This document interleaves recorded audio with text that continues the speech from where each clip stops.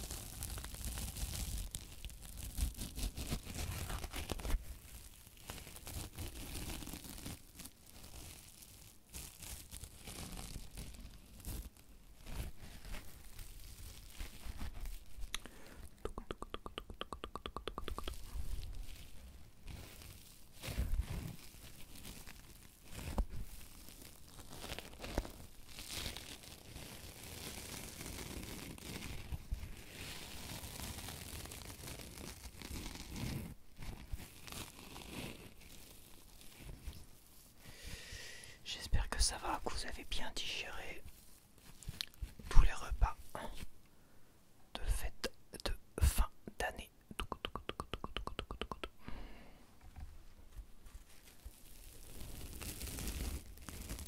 Moi je suis assez fatigué en ce moment, je pense que c'est le froid. J'ai été faire du vélo à -2, -1, je sais plus. Lundi, ouais. Et c'est vrai que le froid ça me fatigue énormément, j'ai eu l'impression de faire un marathon de ouf. Mais en fait c'est le froid, voilà. En pleine canicule j'ai beaucoup plus d'aisance à faire du vélo, et du vélo longtemps.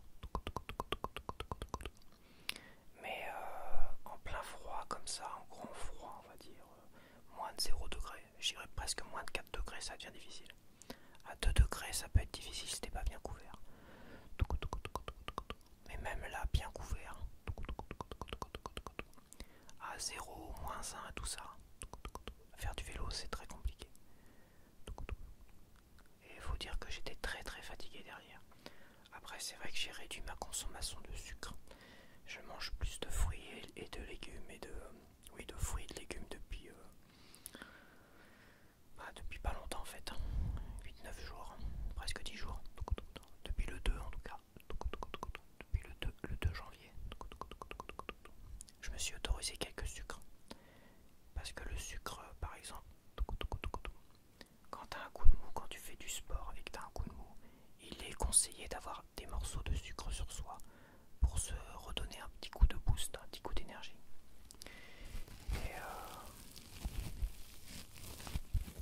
Et c'est vrai que très fatigué après des grosses séances de vélo. Et bah oui, je me suis pris un petit coup de sucre pour me redonner un coup de boost. Et c'est vrai que ça galvanise quoi. Et il n'y a rien à faire, hein.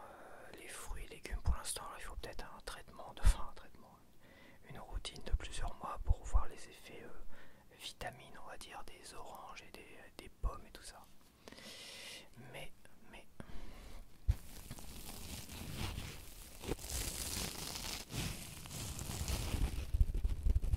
je dois bien avouer qu'en 10 jours, je vois pas beaucoup d'effets à ce niveau-là, quoi. J'ai peut-être perdu un petit peu de poids, mais c'était pas mon intérêt en tout cas. C'était pas l'intérêt de perdre du poids. C'était vraiment de consommer mieux et de voilà, moi je suis un vrai drogué du sucre, donc faut que je fasse attention quand même.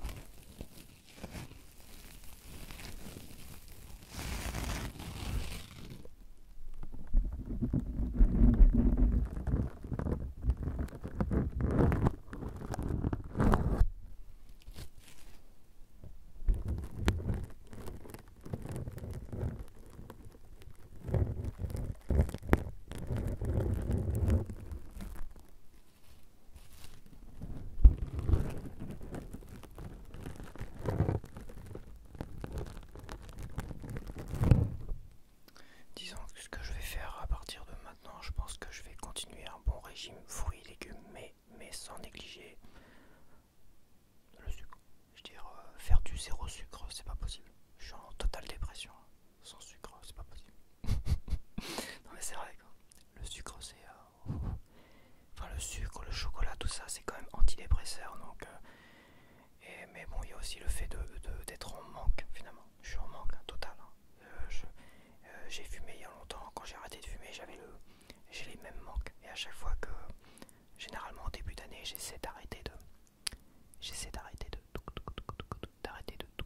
de trop manger de sucre. J'ai toujours cet effet de manque qui est incroyable. Qui est incroyable, qui est très révélateur en fait. On est, je suis en tout cas moi pris comme une drogue dans le sucre. Faut faire très attention. Après, j'en ai besoin. Voilà, j'ai des besoins parce que quand je suis très très fatigué comme ça, quand je fais beaucoup de sport, j'en ai besoin. Et pour éviter aussi de tomber en dépression, une petite barre chocolatée, des trucs comme ça, et bah ça fait de son petit effet.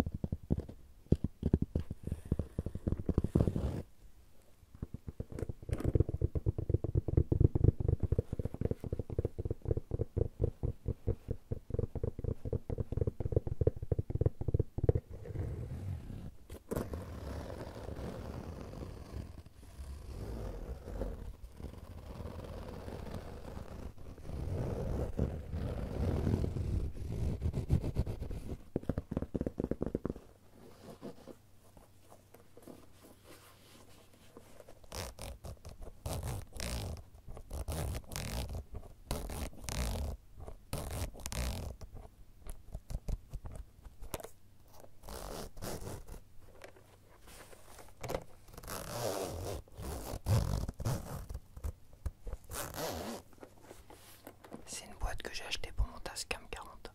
J'en ai acheté une aussi pour le 5.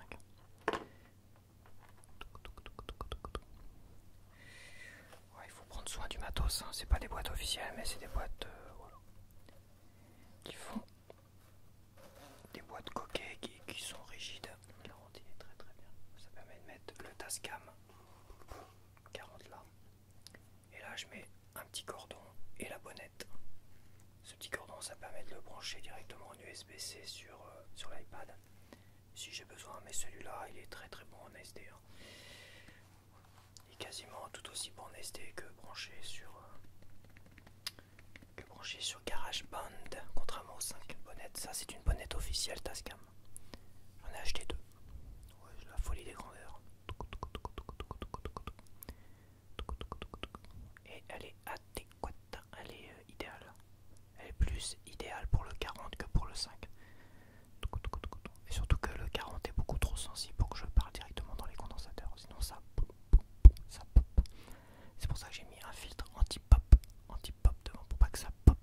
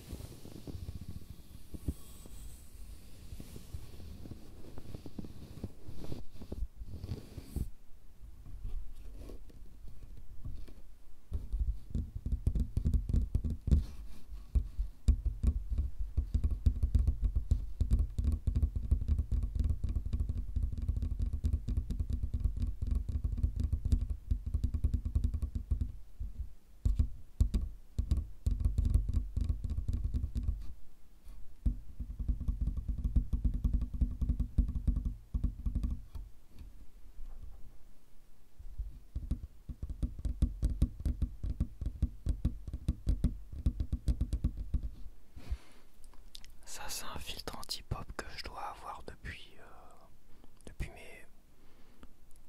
Je sais pas, je devais avoir peut-être une vingtaine d'années, donc ça doit faire plus de 20 ans que j'ai ça.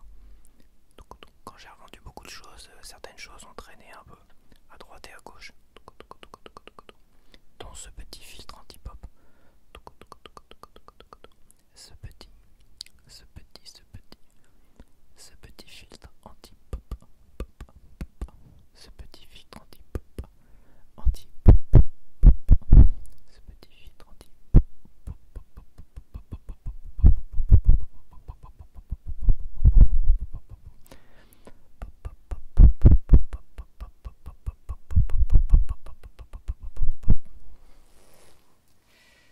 J'ai un peu froid là chez moi.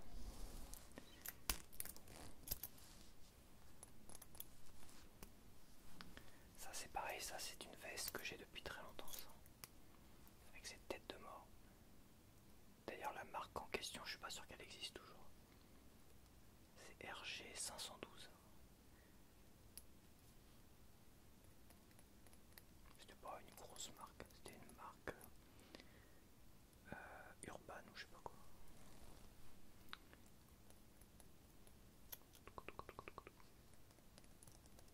Mais cette veste là m'a fait longtemps, c'est peut-être un des seuls RG 512 que j'ai depuis longtemps et que je garde et qui survit aux années quoi. Et elle m'avait coûté cher quand même. Ce gros pull, c'est une veste pull on va dire avec ça. Ça c'est synthétique évidemment. Oh, faut que je me lève sur la pointe des pieds.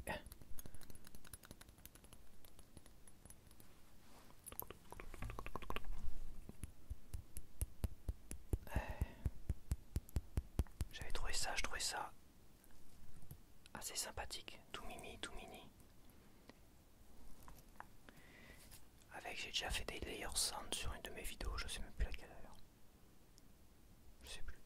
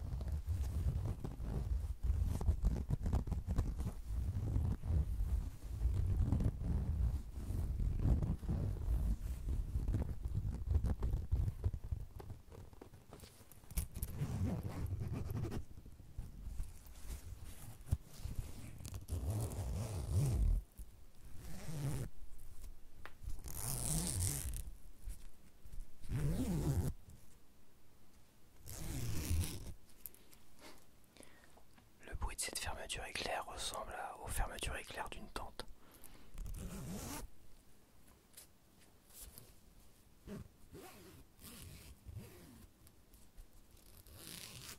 C'est une fermeture éclair comme une autre.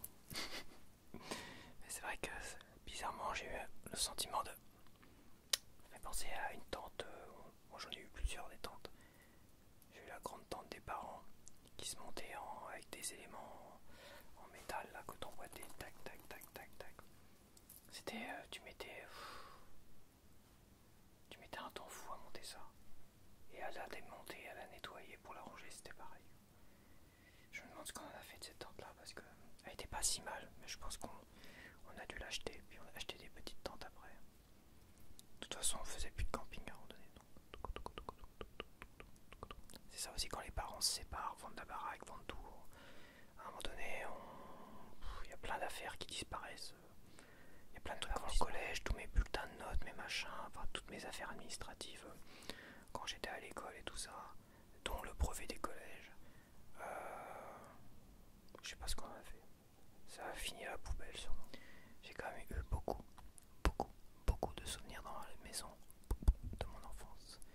Et je me suis toujours dit que si je gagnais une grosse somme au loto, peut-être une des premières choses que je ferais, c'est d'aller racheter cette maison.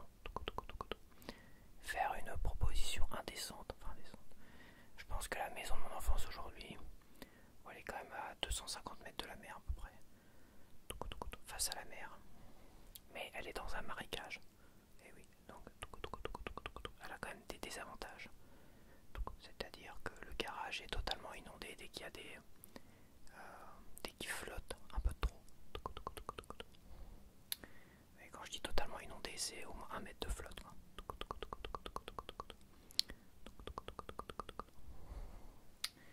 Mais je pense qu'elle doit valoir dans les 300 000, 350 000 aujourd'hui. C'est mes parents qui l'ont fait construire à l'époque. Alors ils l'ont pas vendu à ce prix là, c'est sûr. Mais aujourd'hui la valeur ça va être dans les 300 000, 350 000 euros. Donc moi je pense que je ferai une proposition, j'irai jusqu'à 1 million d'euros. Si je gagne au loto, enfin, ça dépend combien je gagne aussi quoi. Parce que si je gagne que 2 millions d'euros, ce qui est déjà pas mal, je ferai une proposition peut-être à 500 000 euros, 600 000 euros. Mais après, non, je préfère sinon construire une baraque toute neuve avec mettre toutes les technologies, panneaux solaires, des trucs comme ça pour pas être emmerdé. Et faire une sorte de bunker. D'ailleurs, j'ai vu un film là sur Netflix. Je crois que c'est Le Monde après vous. Ou après nous, Le Monde après nous. Avec Kevin Bacon, Ethan Hawke, Mahershala Ali. Je sais pas si je prononce bien son nom, Mahershala, mais j'aime beaucoup cet acteur là. Il a fait la saison 3 de True Detective. Et il a joué dans aussi. Comment ça s'appelle? Ah, je sais plus. Avec Viggo Mortensen. Et qui a d'autres? Et Julia Roberts aussi dedans. Alors c'est sans prétention, mais c'est un peu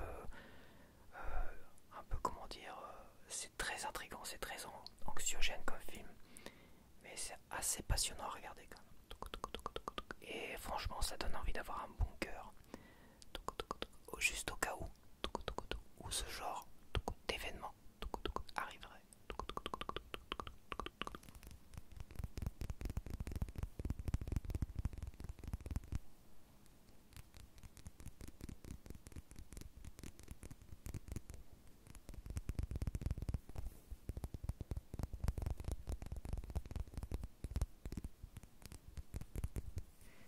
Ça doit être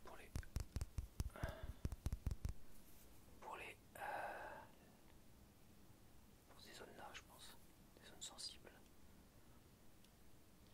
Non, c'est rien du tout.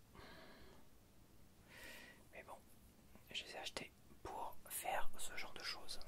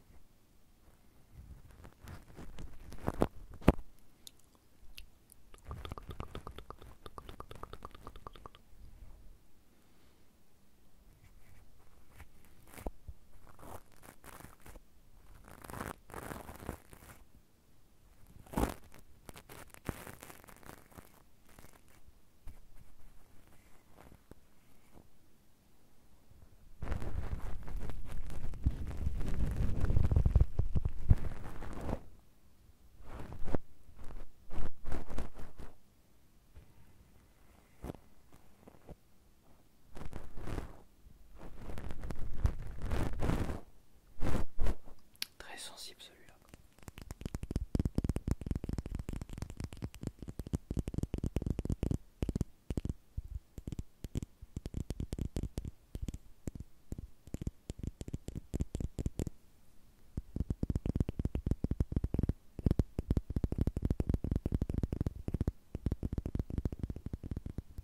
Ça c'est pour le blush. Ça s'appelle un pinceau blush, non c'est ça. Multitasking blush.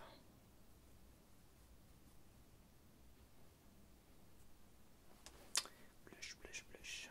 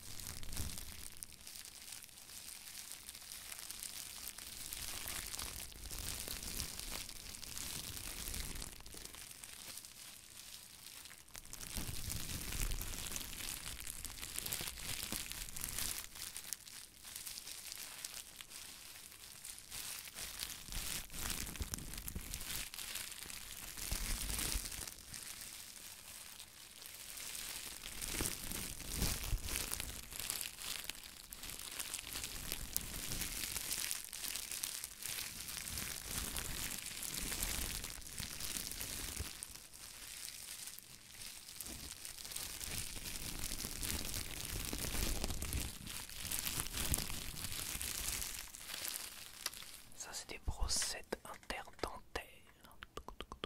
Le problème c'est que elles sont un peu grosses pour moi.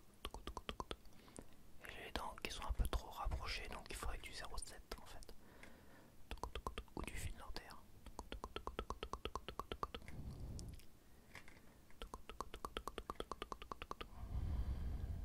À moins qu'il ne faut pas que ça aille totalement entre les dents. Assis entre les dents, au niveau de la gencive sans forcer. Entre des dents, au niveau de la gencive. Ouais non, ouais, elles sont trop larges, bien alors. Si vous n'y parvenez pas, nous vous conseillons de changer de diamètre. Ouais, c'est ça.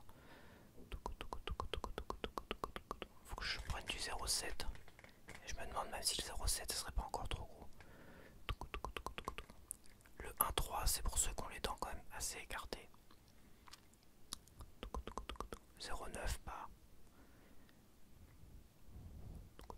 Pour les dents un peu très légèrement écartées. Et pour les dents comme les miennes, un peu trop rapprochées du 0,7.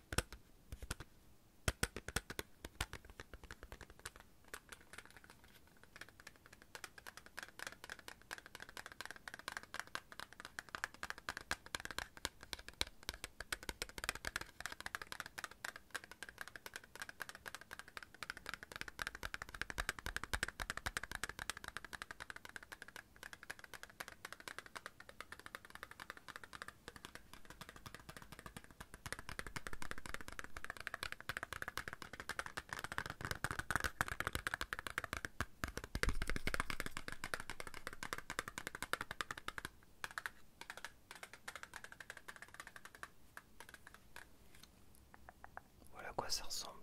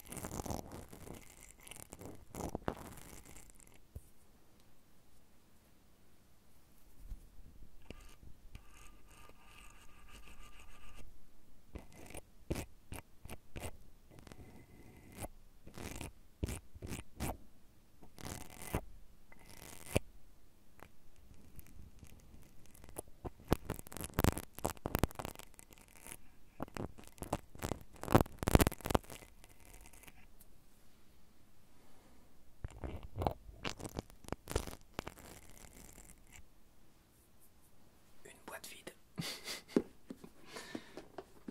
Il y a plein de merde qui traîne chez moi, donc ça c'est des boîtes vides dont je me sers pour mettre justement plein de petites rigueurs dedans. Ça permet de ranger mon bazar. Un bazar qui me sert finalement qu'à faire des triggers.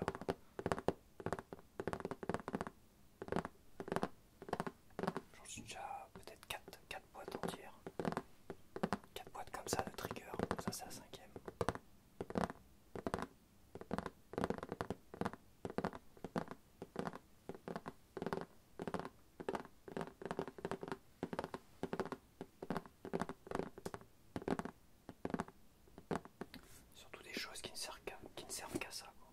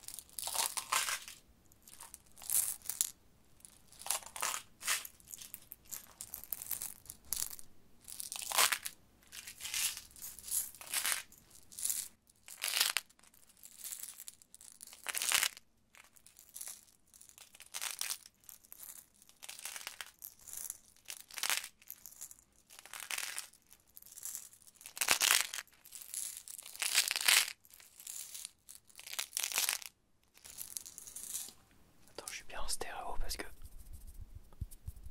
ça se trouve, je me suis mis en X, je sais pas quoi, XY là, en croisé, des micros croisés.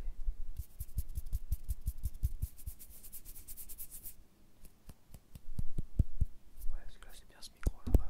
Attends, oui c'est ça. Non, si c'est sûr, c'est bon.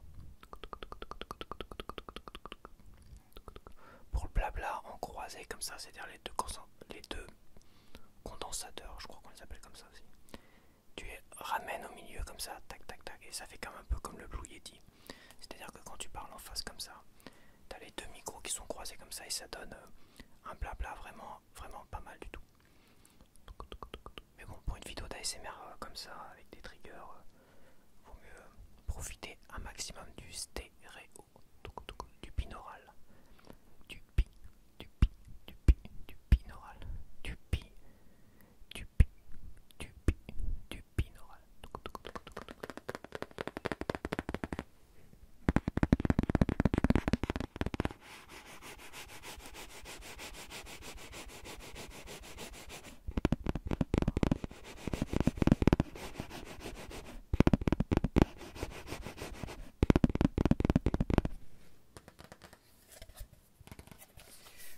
Ça c'est une dragonne. Je voulais acheter une dragonne pour mon 40. J'en ai déjà une vieille dragonne classique pour mon 5. Impossible de trouver des trucs banals, donc il n'y avait que des trucs girly comme ça. Avec des perles, des machins, tout ça. J'ai pris le moins girly. Voilà, l'arc-en-ciel, rainbow. C'est très joli. J'espère que ce sera costaud cette cochonnade.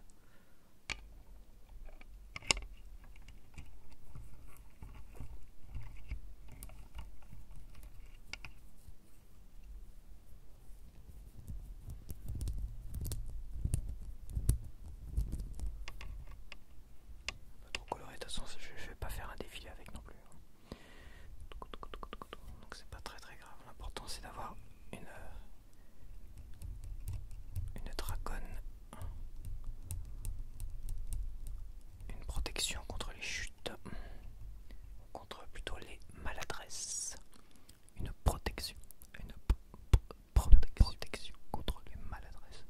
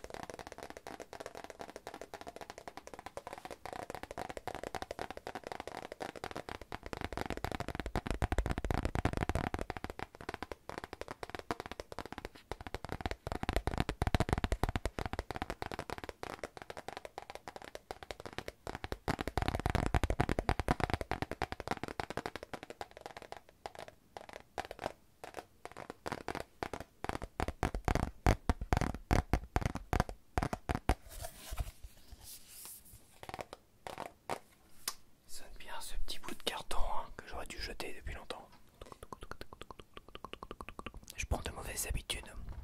Des habitudes de vidéos très très longues, beaucoup trop longues. Je suis déjà à 50 minutes d'enregistrement. Je vois pas beaucoup de couples. Peut-être quelques-unes, mais je pense que cette vidéo est peut-être un peu trop longue.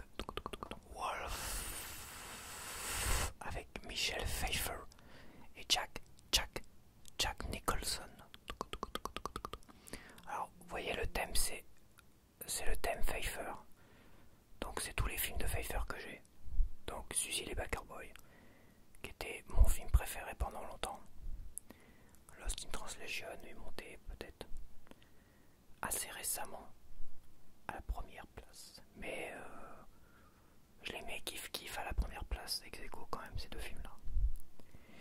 Mais Tequila Sunrise, mon tout premier DVD acheté, donc c'est un format très spécifique ça. Je vous l'ai déjà présenté je crois dans une vidéo. Mon tout premier DVD acheté juste après l'armée, quand j'ai acheté mon premier lecteur DVD, un Philips 515 je crois, 4000 francs à l'époque. Un beau Philips 515 que j'ai donné à une association avec regret parce que finalement mon lecteur Blu-ray m'a lâché peu de temps après. Il avait plus rien pour lire quoi que ce soit. Puis c'était comme un beau bébé, il avait une belle gueule quoi. Le Philips, non attends, c'est pas le Philips, c'est Pioneer. Un Pioneer 515, c'est pas un Philips. Il n'y avait pas de Philips, il n'y avait que le Pioneer 515. Le bas de gamme à 4000 francs. Et le Pioneer 700 quelque chose, peut-être 715. Peut-être à 7000 francs celui-là. Alors 1000 francs ça équivaut à 150 euros. Mais bon, c'était pas la même période, donc disons que 4000 francs c'est 150 x 4, ça fait 600 euros. 600 euros. Et j'avais acheté avec Tequila Sunrise, le seul que j'avais acheté en premier. J'avais acheté que celui-là. Un film que j'appréciais beaucoup déjà avant en VHS. Tequila Sunrise, mais c'est pas Tequila Sunrise que j'ai aujourd'hui.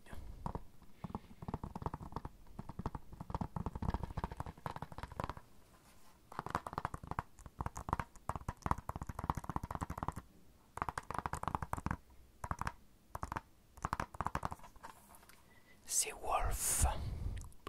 Wolf. Ah, j'arrive pas à grogner, dis donc. J'ai la gorge éclaircie, trop éclaircie. Voilà. Ah, j'ai du mal à grogner, c'est dingue. Attends, il y a le voisin qui sort de chez lui.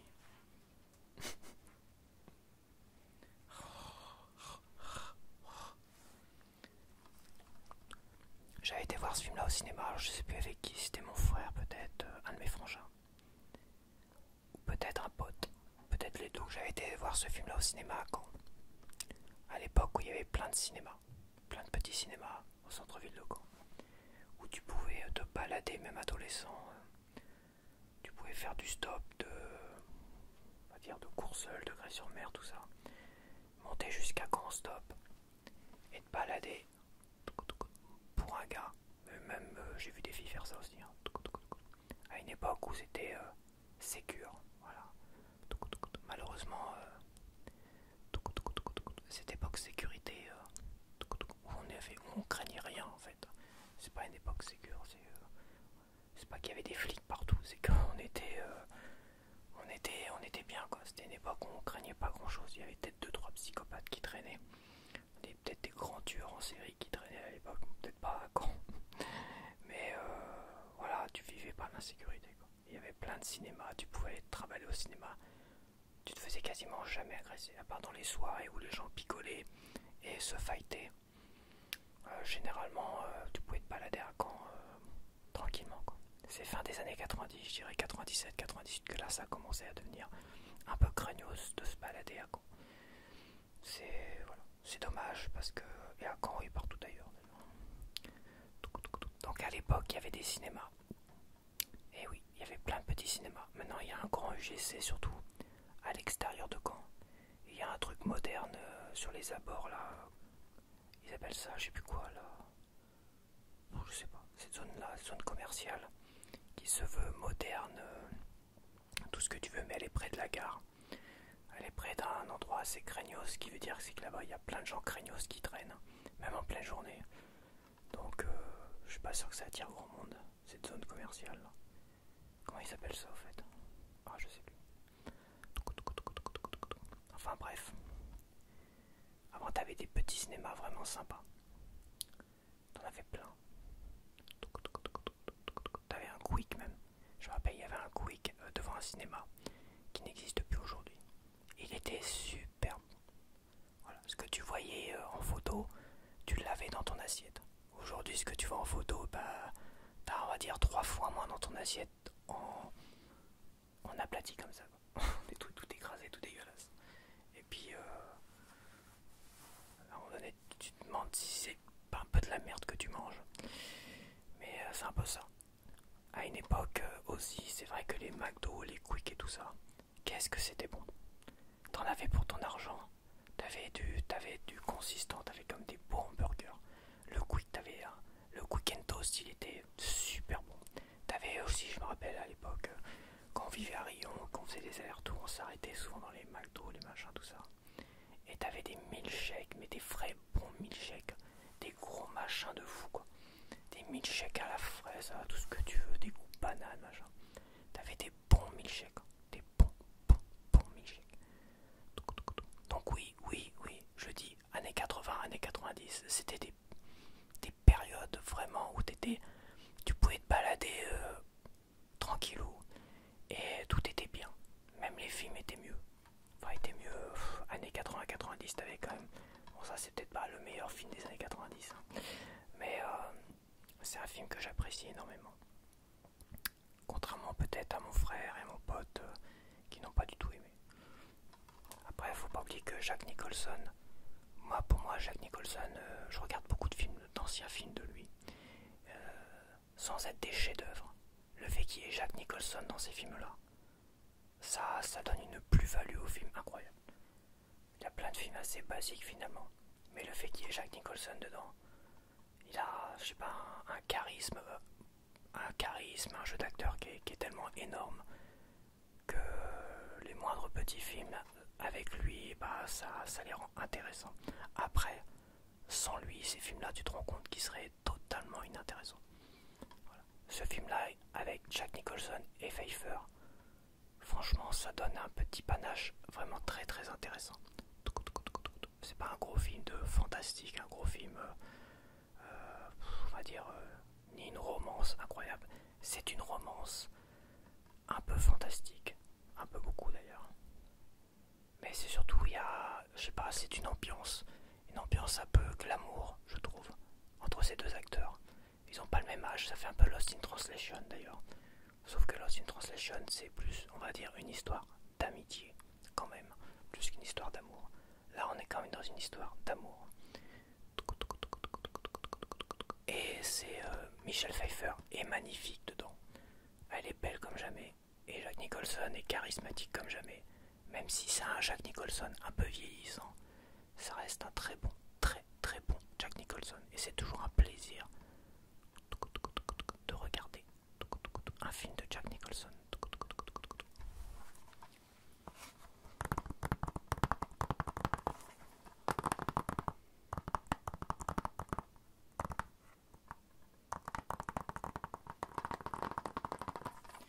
C'est un film de 94 et c'est vrai que ce film-là, il est révélateur parce que c'est peut-être une des dernières fois où on allait au ciné tranquillou, à Caen, sans se prendre la tête. Et aujourd'hui, c'est beaucoup plus compliqué. C'est même pas ce qui reste comme ça, là, Caen. Dans le centre-ville de Caen. Je pense qu'il reste la toute petite salle où j'avais vu Cowboy Bebop, d'ailleurs, le film. Toute petite salle qui existe depuis longtemps. Peut-être que celle-là existe encore. À vérifier. Je pense qu'il y en a peut-être encore une ou deux qui existent, mais je pense que c'est tellement craignos que c'est celle-là. Plus personne y va. Plus personne y va, en fait. Alors je dirais que mon top 3 Pfeiffer, moi évidemment en premier je mets Baker Boys. En deuxième, je vais peut-être mettre Wolf. En troisième, Tequila Sunrise. En quatrième, je vais mettre ex aequo ces deux-là. Frankie et Johnny et Un beau jour avec George Clooney. Donc elle a quand même joué avec des très bons acteurs. Jack Nicholson, Jeff Bridges, Mel Gibson et Kurt Russell, George Clooney, Al Pacino, avec qui elle avait déjà joué dans Scarface, que j'aime pas du tout, j'aime pas les films de gangsters, et avec Harrison Ford dans Apparence.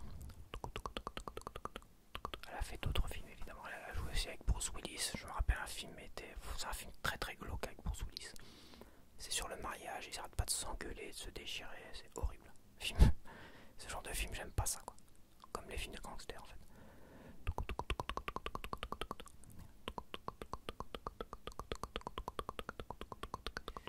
Je vais faire un tirage de Lenormand. Alors je connais pas, je vous l'ai déjà dit, je connais pas les significations du Lenormand. Je me le garde vraiment en intuitif. C'est des cartes que je me garde en intuitif. Et pour vous, bah, ça sera pareil, j'imagine. Donc je vais tirer 3 cartes. Donc faites un choix numéro 1, choix numéro 2, choix numéro 3.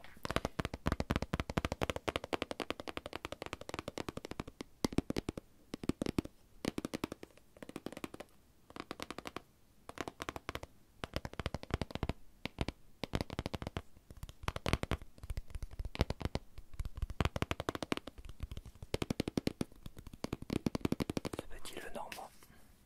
Des rêves enchantés. Choix numéro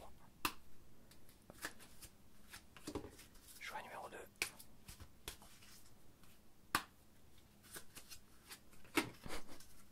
Choix numéro 3. Je sais pas pourquoi je rigole des fois. Je rigole tout seul. Sans raison apparente. Alors je prends le choix. Je prends le choix 3. Ouais, j'ai dit, je prends le choix. Alors, pour ceux qui ont choisi le choix numéro 1, choix numéro 1, ça fait très redondant. Ils ont la tour. Je crois que c'est la tour. Ouais, c'est ça, c'est la tour. C'est comme dans... Enfin, c'est pas comme dans le tarot. La tour.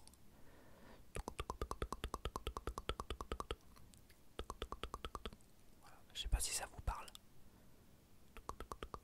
Voilà, dans la tour, je vois la stabilité, je vois un côté très administratif, peut-être même un peu enfermé chez soi. Mais je vois quand même beaucoup la stabilité, moi, dedans, dans la tour. Peut-être un côté austère, quand même. Ça me paraît austère. Peut-être austère, une austérité. Donc, je sais pas. Je sais pas si ça vous parle en quelque chose. Le choix numéro 2, c'est celui-là, ou c'est l'autre? Merde, je sais plus. Ouais, je l'ai posé là, c'est choix numéro 2. Choix numéro 2. Ah, l'étoile. Très belle carte. Ouais, j'aurais dû prendre le choix numéro 2.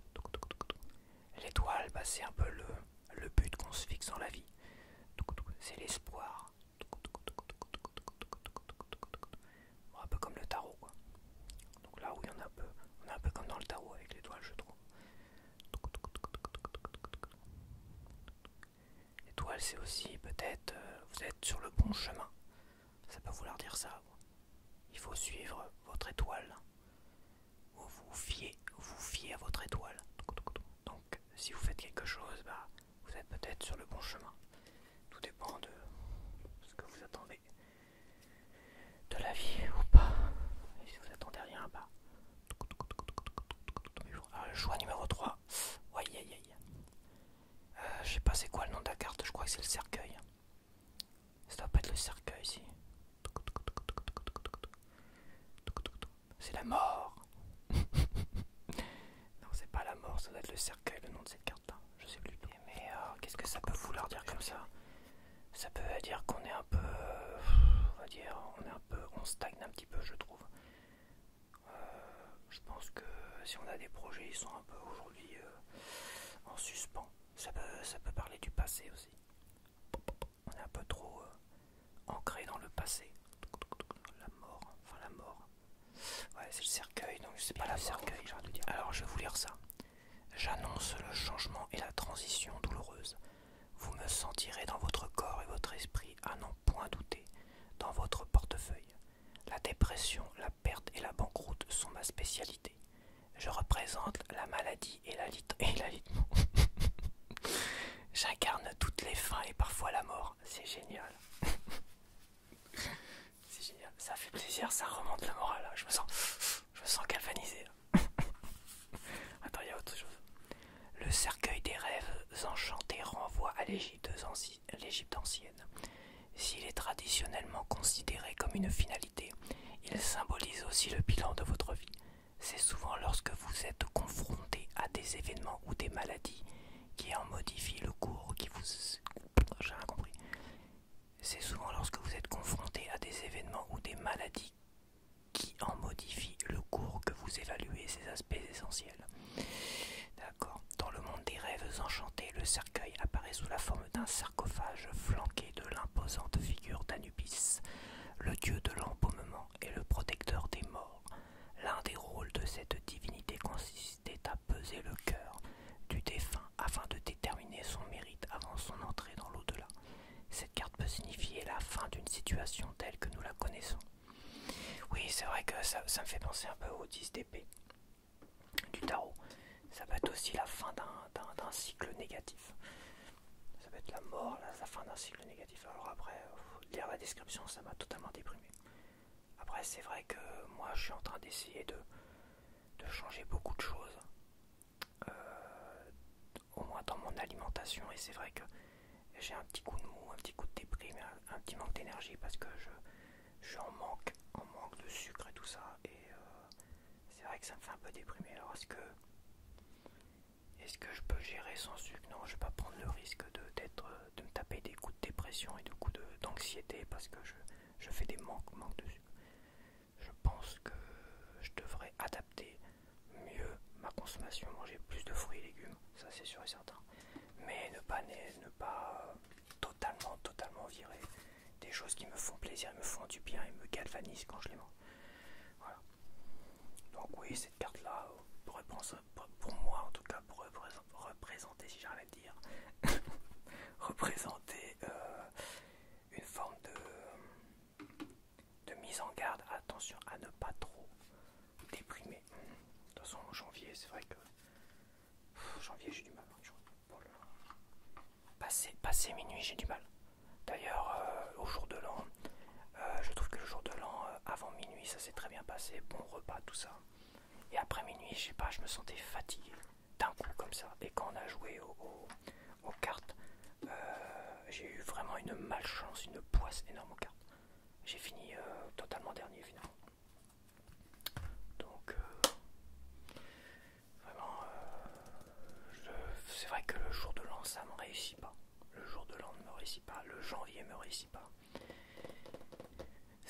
Je pense que c'est toujours un mauvais moment à passer. Quand j'ai beaucoup de projets, j'attends généralement février avant de m'y mettre réellement. Malgré que là, quand même, j'ai eu le courage dès le 2 janvier de me dire stop le sucre. Vraiment stop. Mais c'est très très compliqué. C'est très dur et c'est peut-être le froid, l'hiver qui fait que j'ai du mal. J'ai même pas envie de me lever le matin. Se lever le matin pour manger une pomme et un verre d'eau, franchement c'est compliqué, mais il faut que je mette plus de pommes et des haricots verts et du maïs et du machin pour avoir au moins sur le long terme une meilleure santé à l'intérieur, parce que le sucre, c'est pas le sucre qui va me donner c'est pas le sucre, et manger des pâtes et manger de la charcuterie et manger du machin qui vont finalement sur le long terme me rendre en bonne santé. Donc il faut miser sur le long terme. Et peut-être que le cercueil, c'est une mise en garde. Bref. Bon écoute, ça fait 1h15 là, quand même là. Je suis pas dans la petite vidéo. Donc je vais te laisser. Je te dis à la prochaine vidéo. Alors là, je te promets rien du tout parce que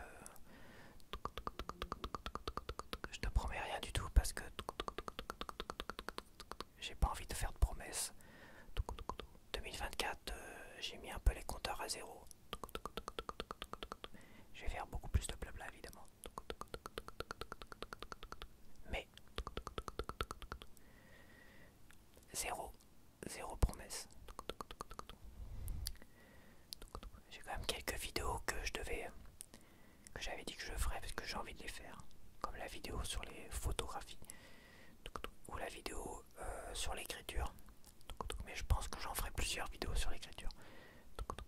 Il y a aussi un concept de vidéo que j'en ai pas parlé au jour de l'an, dans la vidéo du jour de l'an. Mais j'attends de voir. Peut-être que je lancerai aussi. Mais il faut que j'arrête avec les concepts. Voilà, faut pas que ça soit un concept, faut que ce soit une vidéo que je tente comme ça. Et après, si ça plaît, je retenterai une. Voilà.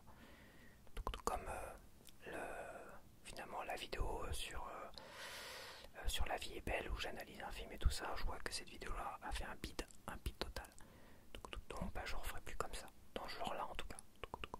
Voilà, tout simplement. Ce qui me paraît normal. Bon allez, bye bye. Prends soin de toi. Fais pas trop de folie. Si t'as des résolutions, prends ton temps. Ne force pas trop parce que sinon tu vas vite les abandonner. J'en sais quelque chose en ce moment.